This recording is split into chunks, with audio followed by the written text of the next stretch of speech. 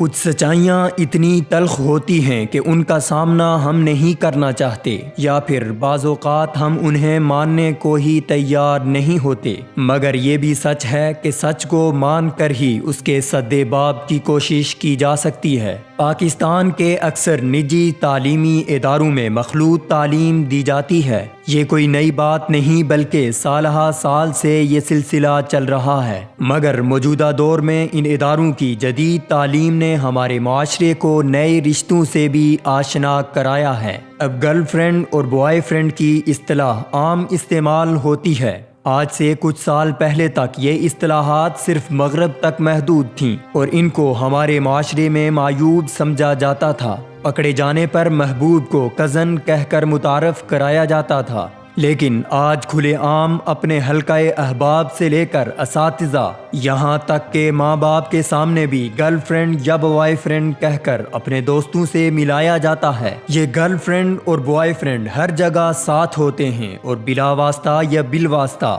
وہی کردار نبھاتے ہیں جو میاں بیوی کا ہوتا ہے۔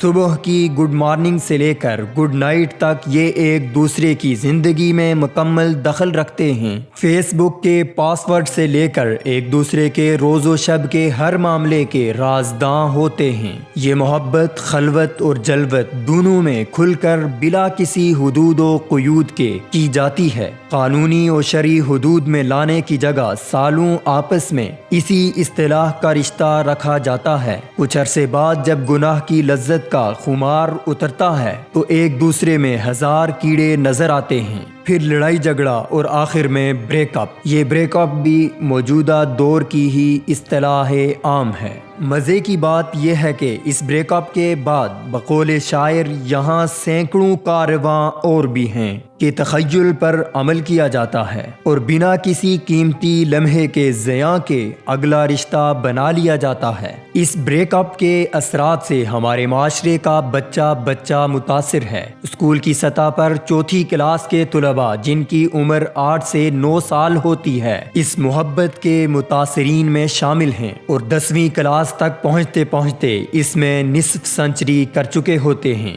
بات اگر زبانی کلامی ہوتی تو معصوم عمر کی نادانی سمجھ کر فراموش کی جا سکتی تھی، مگر یہاں تو بوس و کنار سے لے کر ایک دوسرے کو بے لباس تصاویر بھیجنے تک کے معاملات نمٹائے جاتے ہیں، اور یہ تصاویر صرف بوائے فرینڈ تک ہی محدود نہیں ہوتی بلکہ مختلف کلاسوں میں موجود حلقہ یاراں بھی اس سے مکمل لطف اندوز ہوتے ہیں۔ شاید بہت سے سننے والوں کے لیے یہ بے یقینی کا باعث ہو، مگر یہ وہ حقیقت ہے جس کو یا تو مانا ہی نہیں جا رہا یا پھر والدین کم عمر بچے کے ہاتھ میں اینڈرائیڈ موبائل کو محض اس کے لیے تفریح سمجھ رہے ہیں، حالانکہ یہ وہ بم ہے جو آپ نے اپنی اولاد کے ہاتھ میں دے کر اس کو کھلی اجازت دے دی کہ اب وہ اپنی ذات کے، اپنے خیالات کے، اپنی معصومیت و پاکیزگی کے اور اس معاشرے کے جتنے پرخچے اڑانا چاہے اڑا دے۔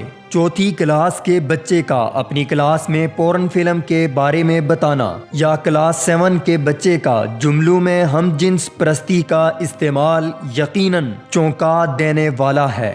بچے تعلیم سے زیادہ عشق و عاشقی میں مبتلا ہو کر عشق نے غالب نکما کر دیا کی تصویر نظر آتے ہیں۔ جب ایک بچہ کھلے عام اپنے باپ کی گرل فرینڈ کا ذکر کرے تو قصوروار صرف نئی نسل کو قرار دینا بھی درست نہیں۔ اسکول کی سطح سے نکل کر کالج و جامعہ کی سطح تک پہنچتے پہنچتے کئی نوجوان خلوت کے تمام جنسی معاملات نمٹا چکے ہوتے ہیں اور بے خبر والدین اپنی اولاد کو معصوم اور نادان بچہ ہی سمجھتی رہتی ہے۔ تعلیمی اداروں میں سیکس کا رجحان اس قدر بڑھ گیا ہے کہ نوجوان حلقے میں اس کو معیوب سمجھنا ہی چھوڑ دیا گیا ہے اور ایک دوسرے کے تعلقات کو گروپ میں بڑا کھل کر بیان کیا جاتا ہے۔ اور افسوس کی بات یہ ہے کہ جو نوجوان ان معاملات میں نہیں پڑتے ان کی مردانگی شک کی زد میں آ جاتی ہے اور ان کا کھلے عام مذاق بنایا جاتا ہے۔ کسی لڑکی کو بچی، پیس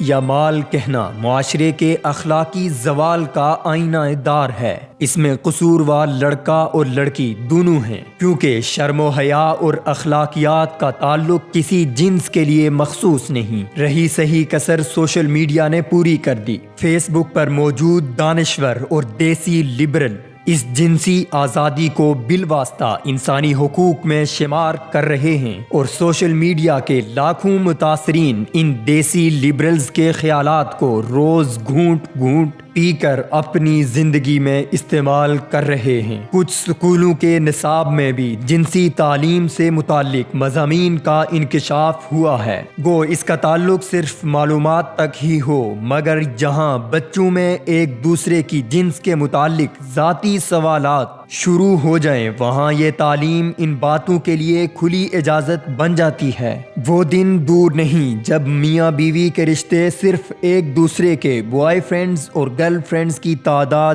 گنتے گنتے ہی ختم ہو جائیں گے۔ معاشرے کی اس تباہی کا ذمہ دار جو بھی ہو، مگر اس تباہی کو روکنا ہر شخص کی ذمہ داری ہے۔ والدین کو بھی اب اپنا رویہ بدلنا ہوگا۔